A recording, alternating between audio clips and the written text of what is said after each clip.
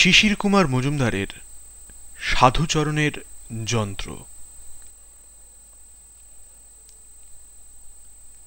পাড়ার মন্টুবাবুর দোকানে কাজ করে সাধুচরণ মিস্ত্রি, ইলেকট্রিক মিস্ত্রি। না জানে এহেন কাজ নেই, সামান্য একটা সুইচ বদলানো থেকে রেডিও মেরামত সব। তাই পাড়ার সবাই ওকে চেনে, ভালোবাসে। তিনকুলে ওর কেউ নেই। মন্টুবাবুর দোকান আর আমাদের বাড়ির বৈঠকখানাই ওর জীবনের সব। সারাদিন দোকানের কাজের পর ও এসে শোয় আমাদের বৈঠকখানায়। একটু পাখার বাতাস না হলে রাতে ওর ঘুম ভালো হয় না, একথাও নিজেই বলে। সাধুচরণের ঠাকুরদা আমাদের বাড়িতে কাজ করত। সে বুড়ো হলে ওর বাবা কাজে যোগ দেয়, আর বাবার হাত ধরেই একদিন সাধুচরণ আসে আমাদের বাড়িতে। আমার ছোট কাকা বড় সরকারি চাকুরে, কিন্তু তার নেশা ছিল রেডিও। পয়সা খরচ করে রেডিওর কাজ শিখেছিলেন তিনি। বৈঠকখানার একপাশে ছোটখাটো একটা কারখানাই গড়ে তুলেছিলেন তিনি। বাড়ির কাজ ছেড়ে সেখানেই ভিড়ে গেল সাধুচরণ। কাকাও হাতে কি একটা যন্ত্র ধরিয়ে দিয়ে হাতে খড়ি দিয়ে দিলেন ওর। ব্যাস, সেই যে শুরু, সে কাজ এখনো চলছে। কাকা বদলি হয়ে গেলেন বিদেশে। যাবার আগে সাধুচরণকে মন্টুবাবুর দোকানে ভর্তি করে দিলেন, আর দিয়ে গেলেন তার বৈঠকখানার কারখানার সব ভার। ভীষণ মন দিয়ে সে কারখানা দেখাশোনা করে সাধুচরণ। সেই সাধুচরণ একদিন কোথায় কাদের বাড়িতে একটা পুরনো ভাঙা রেডিও নাড়াচাড়া করতে গিয়ে প্রচণ্ড শক খেল। খেয়েই অজ্ঞান। শেষ পর্যন্ত হাসপাতালে নিয়ে গিয়ে জ্ঞান ফেরাতে হলো। তারপর থেকেই কেমন যেন হয়ে গেল ও, যেন মন মরা। কেমন যেন ভয় ভয় থাকে সারাক্ষণ। কোনো কাজ বা কিছুতেই তেমন যেন উৎসাহ নেই আর। শুধু কি তাই, রেডিওর কাজ করা তো ছেড়েই দিল একদম। মন্টুবাবু প্রথমে অবাক হলেন, শেষে বকাবকি করলেন।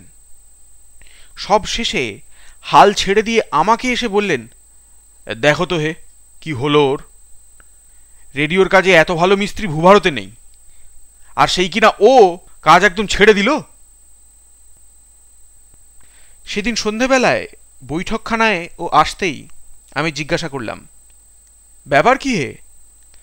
মন্টুবাবুর দোকান নাকি তুমি লাটে তুলে দেবার ব্যবস্থা করছো? এ কাজটা কি ভালো হবে? তোমার কথা না হয় ছাড়লাম, বুড়ো বয়সে মন্টুবাবু খাবেন কি? ও জিভ কেটে দোকানে হাত ছুঁইয়ে বলল, কি যে বলো ছোদ্দা, দোকান তুলে দেবার আমি কে? আমার কি বিদ্যে আর বুদ্ধি, সামান্য মিস্ত্রি আমি। তো তুমি মন্টুবাবুর দোকানে রেডিওর কাজ আর করছো না শুনলে কে আর যাবে ওর দোকানে বলো? কাজ না করে মানে তো দোকান তুলে দেওয়াই হলো। এ কথা শুনে যেন থমকে গেল সাধুচরণ।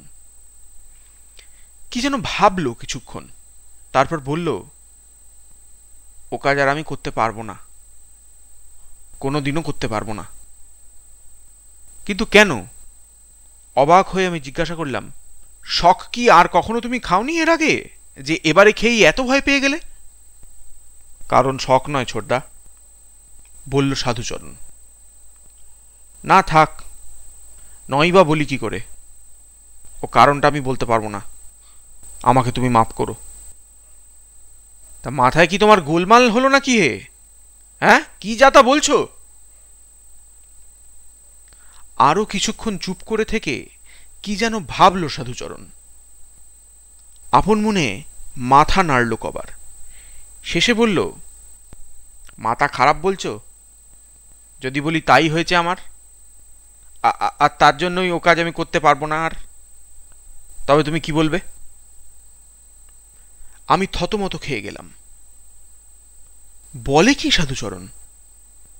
শুনেছি সেই ভীষণ শখ খাবার পর থেকেই ওর চালচলন যেন কেমন একটু বদলে গেছে, কিন্তু তা বলে এই? আমাকে অবাক হয়ে তাকাতে দেখে ও বলল, না ঠিক পাগল হয়তো আমি নই, কিন্তু এমন একটা কিছু হয়েছে আমার ওই শখ খাওয়ার পর, যার জন্য সারাক্ষণ আমি ভয় ভয় থাকি। তুমি জানো ছোদ্দা, কাজ আমি যা শিখেছি তা হাতে কলমে, বই পড়ে নয়। কেন যে কি হয় তা জানি না। জানি এটার সঙ্গে ওটার জোর লাগলেই রেডিও বাজবে, না বাজলে এটা ওটা সেটা দেখতে হবে, ব্যাস। সেই কোন ছেলেবেলা থেকে তোমার কাকার কাছে শেখা কাজ। বয়স বাড়ার সঙ্গে সঙ্গে চোখের দেখার ক্ষমতা বেড়ে এখন এমন হয়েছে যে কানে আওয়াজ শুনে চোখে এক পলক দেখে তারপর চোখ বুজে যে কোনো রেডিও আমি মেরামত করে দিতে পারি, সে বিশ্বাস আমার আছে। সেই হলো কাল। খেলাম শখ, প্রচণ্ড শখ, মরেই যেতাম। নেহাত মৃত্যু লেখা নেই, তাই আবার চোখ খুললাম। কিন্তু তারপর থেকে এ কি হলো আমার ছোদ্দা, আমি তো ভয়ই মরি। কি হয়েছে বলবে তো? কিসের ভয়? কাকে ভয়? আর ভয়ই বা কেন? হ্যাঁ? অবাক হয়ে আমি জিজ্ঞাসা করলাম, আমি তো কিছুই বুঝতে পারছি না।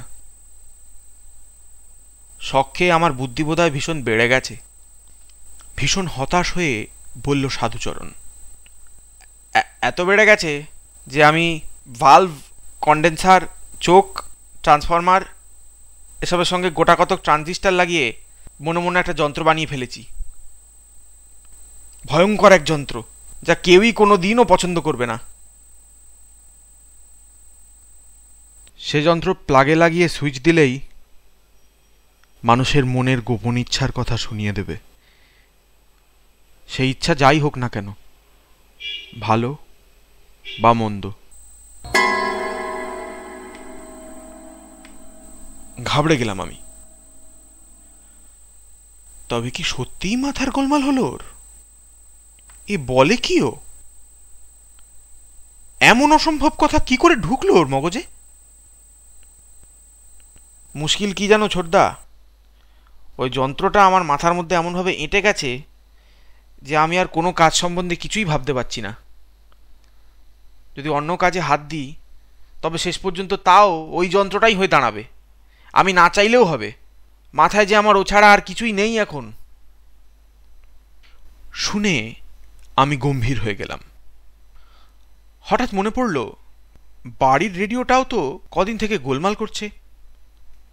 ওটার সাহায্যেই হয়তো আবার ওকে বাস্তব সত্যের মধ্যে ফিরিয়ে আনা যেতে পারে। ওর হাতের সারানো রেডিও যখন সত্যিই কারো মনের কথাই না বলে শুধুই বাজবে, তখনই ওর অলীক বিশ্বাস ভেঙে যাবে। তাই বললাম, এখন যাও তো, বৈঠকখানার কোথাও বসে আমাদের রেডিওটা মেরামত করো, ওটা গোলমাল করছে। তাই ডেকেছি তোমাকে, তোমার বাজে কথা শুনতে নয়। না না না না ছোদ্দা, শোনো, তুমি ওটা অন্য কাউকে দাও। ভীষণ ভয় পেয়ে বলল সাধুচরণ। ও যন্ত্রে আমি হাত দিলেই ওটা অন্য সুরে বাজবে, সে হবে ভীষণ বিচ্ছিরি।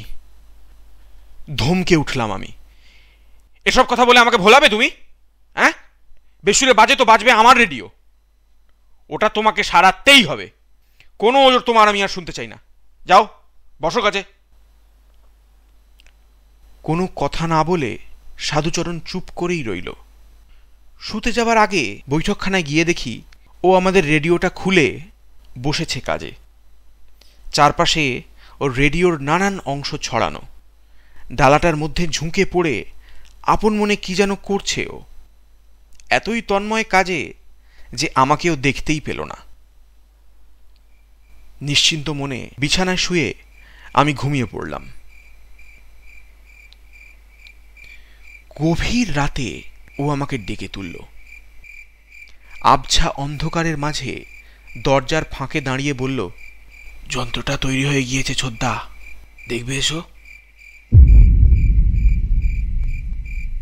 আলোর তলায় টেবিলের উপরেই রেডিওটা বসানো ছিল। ওটা এতই পুরনো যে ওতে আজকাল আর বাইরের স্টেশনগুলো তেমন করে ধরা পড়ে না। তবুও আমি বললাম, নাও, চালাও ওটাকে। কোন স্টেশন ধরবে? কলকাতা তো এখন বন্ধ। আমার দিকে তাকিয়ে কেমন যেন পাগলের মতো হি হি করে হেসে উঠল সাধুচরণ। আমি চমকে ফিরে তাকাতেই বলল,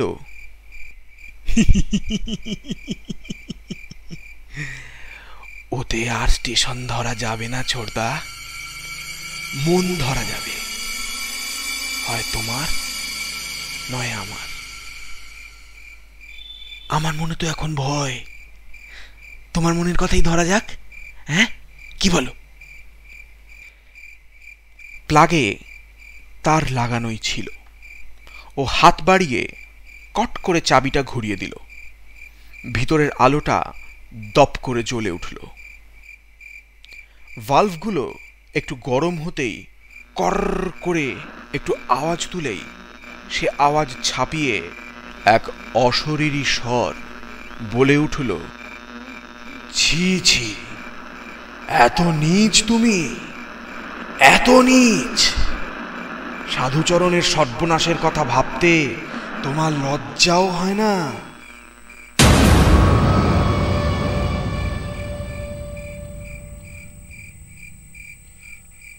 চমকে সাধুচরণ চোখ বড় বড় করে তাকালো আমার দিকে।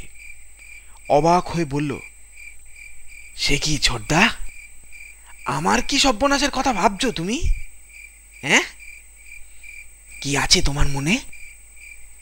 আমার মতো সামান্য লোক সম্বন্ধেও তোমার মনে পাপ? থমকে গেছিলাম আমি। হঠাৎ ভীষণ রাগে ফেটে পড়ে বললাম, কি বলতে বকছো তুমি? আমার দিকে একটু ঝুঁকে পড়ে কি যেন আমার মধ্যে দেখলো সাধুচরণ। কেমন করে যেন, তারপর মাথা নাড়তে নাড়তে বলল, না না, ও কথা বললে আমি ভুলবো না ছোটদা। কি আছে তোমার মনে তা খুলে বলতেই হবে। 3 পুরুষে আমরা তোমাদের নুন খেয়েছি, তোমাকে আমি কোনো খারাপ কাজই করতে দেব না, তা সে আমার বিপক্ষেই হোক কি আর কারো।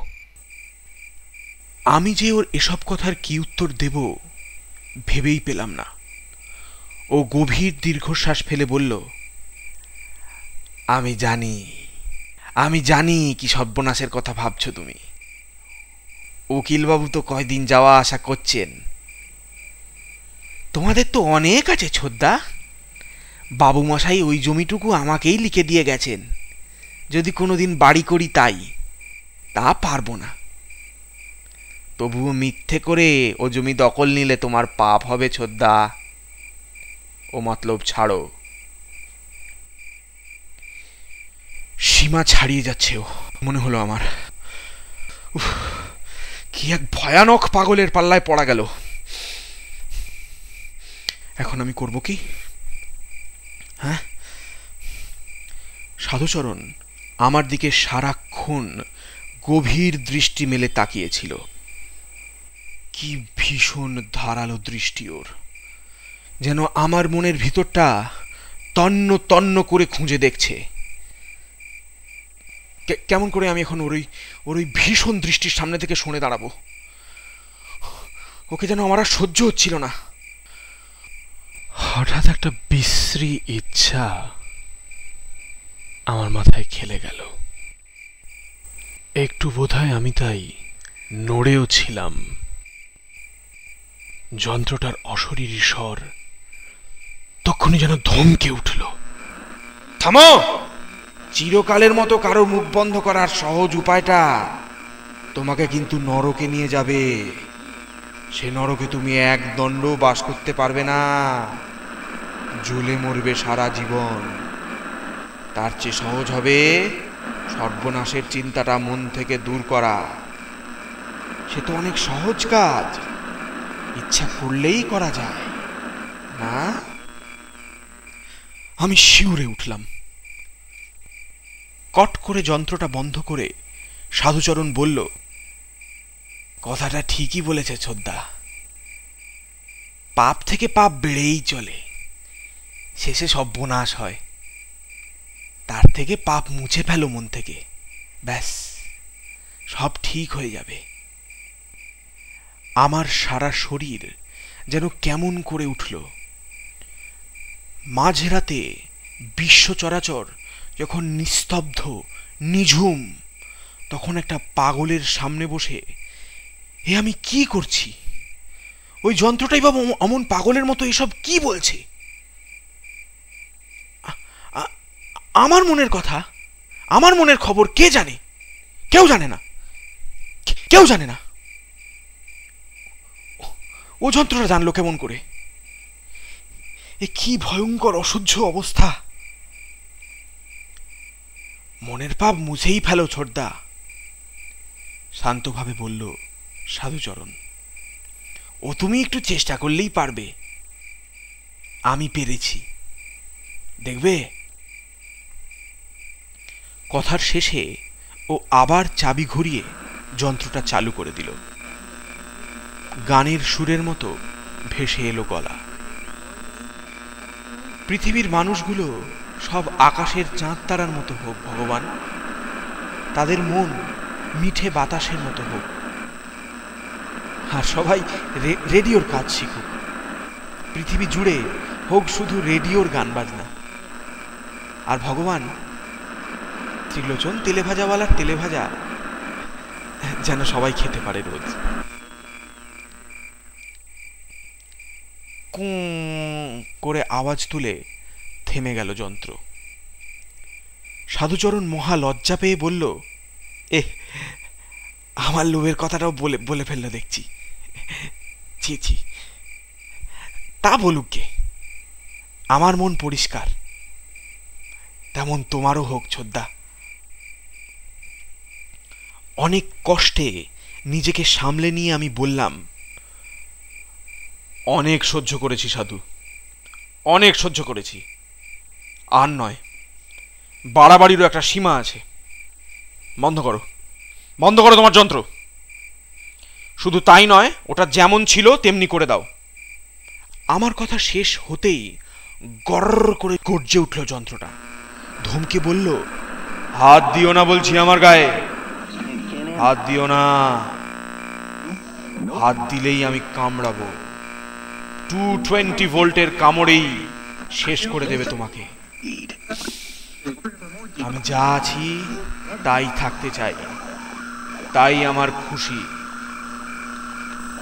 গর্র করে আবারও ধমকেই যেন থামল।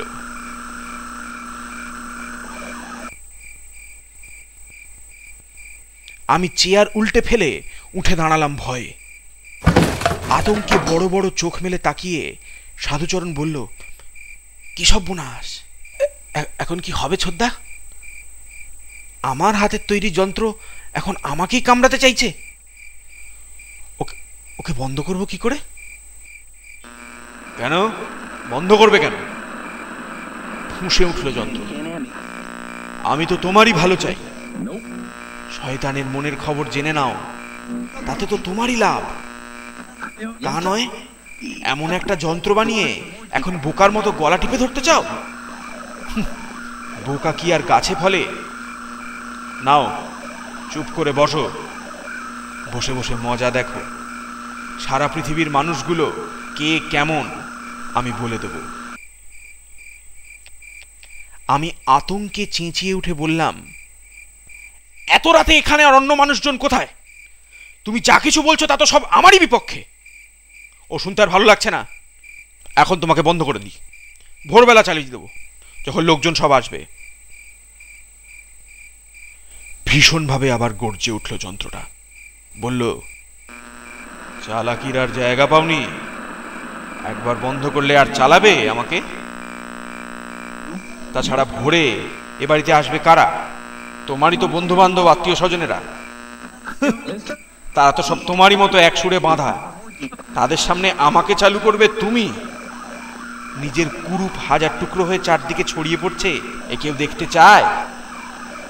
আমাকে ঘাঁটিও না বলছি, ছুবলে দেব। সাধুচরণ আলোর দিকে সরে এসে বলল, ছোটদা আমাদের অত খারাপ নয়, তুমি বাড়াবাড়ি করছো। মনে হয় তোমাকে আমি ভালো করে বাঁধতে পারিনি। ওই যে ইঞ্জিনিতে যাকে বলে টুনিং করা, তাই আর কি। তা ঠিক হয়নি বলেই অত চড়া সুরে কথা বলছো তুমি। একটু টুনিং করে দেব? নুন খেয়েছো, গুণ গাইবে, এ তো ভালো কথা, বলল যন্ত্র। তা বলে বদকেও ভালো বলবে? সে আবার কি? ও তো তোমার গিয়ে বলে মশায়েবি। ছি ছি, মানুষজন আকাশের চাঁদতারা হোক এই যে ভাবে, তার এ সাজে না। চুপ করে বসে থাকো, যে ধরা পড়েছে সে ভুগুক, তোমার কি? বারে, আমি তোমাকে না বানালে তো কেউই ধরা পড়তো না, রাগ করেই বলল সাধুচরণ। আর আমারই এখন মনে হচ্ছে আমি ঠিকমতো তোমাকে বানাতেই পারিনি। ট্রানজিস্টরগুলোর বদল করতে হবে, চাই কি একটা চোখও বদল হতে পারে। তবেই তুমি ঠিক ঠিক কথা বলবে। এখন যা বলছো তা তো আবোল তাবোল, কেউই বিশ্বাস করবে না তোমার কথা, চেঁচানোই সার হবে তোমার।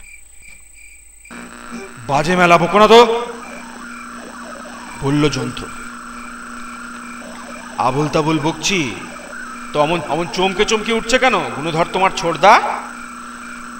আমি বলি তোমার ভালোর জন্য, আর তুমি কিনা শাক দিয়ে মাছ রাখছো। থামাবে তোমার বকবকানি? হঠাৎ হাই তুলে মুখের কাছে দুটো তুড়ি মেরে বলল সাধুচরণ।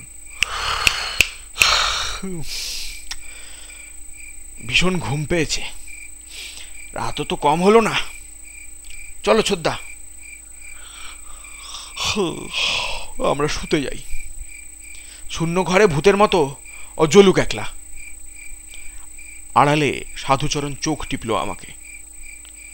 আমরা তাড়াতাড়ি দরজার দিকে এগোলাম। সঙ্গে সঙ্গে করুণভাবে যন্ত্রটা চেঁচিয়ে উঠল। বারে, শূন্য ঘরে সত্যিই আমি জ্বলবো নাকি একা? বাহ, কার মনের কথা তাহলে আমি বলবো? কে শুনবে তা? যেও না বলছি, যেও না, তোমরা যেও না। চলে এসো ছোদ্দা, ধমকে উঠল সাধুচরণ। ও যন্ত্র মেরামত না করে ওর সামনে বসার আর কোনো মানেই হয় না। চলো চলো, যাই শুতে। যন্ত্রটা পিছনে চেঁচাতে লাগলো। যেও না, যেও না, শোনো শোনো বলছি, শোনো।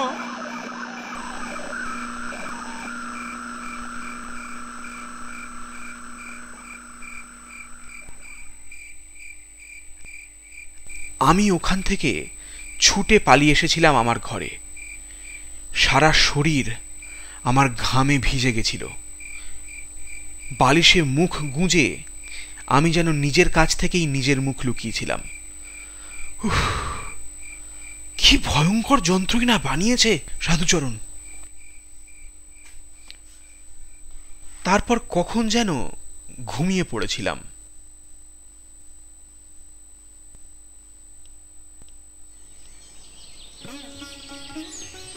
একটা সুরেলা শব্দে ঘুম ভাঙল যখন, তখন রোদ ঝলমল করছে চারদিকে। বেলা অনেক হয়েছে। বৈঠকখানায় রেডিও বাজছে। কে যেন দরদ দিয়ে একটা চমৎকার গান গাইছে। ওটা আমাদের সেই পুরনো রেডিওরই আওয়াজ। হ্যাঁ, নিশ্চিন্ত মনে আমি উঠে গেলাম বৈঠকখানার দিকে। দরজার সামনে এসে দাঁড়ালো সাধুচরণ। রাত জাগার চিহ্ন ওর চোখে মুখে, কেমন যেন হতাশ ভাব মেশানো সারা চেহারায়। করুণভাবে বলল, ছোদ্দা, তোমার কথাই ঠিক। সারা রাতে আমি অন্তত 15 বার সেই সার্কিটটা বানাতে চেষ্টা করেছি, তবুও রেডিওতে সারা পৃথিবীর খিচুড়ি ভাষাই বেজে উঠেছে খালি।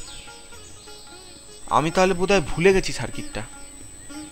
না, বোধহয় ও সার্কিটটা আমি জানিই না। ওটা হয় না, ওটা হতে পারে না। ও যে আমার মনের ভুল, এখন তা বুঝতে পেরেছি। এ নিশ্চয়ই শখ খেয়ে মাথার ঘিলু উল্টে গিয়েছিল। কাল সারা রাত তোমার ওই পুরনো রেডিওটা ঘাঁটতে ঘাঁটতে ঘিলু ঠিক হয়েছে। ও, ওটার জন্য মন্টুবাবুর দোকান থেকে 7 সকালে গিয়ে 26 টাকা 75 পয়সার পাট ধারে আনতে হয়েছে। দামটা দিয়ে দিও তাড়াতাড়ি।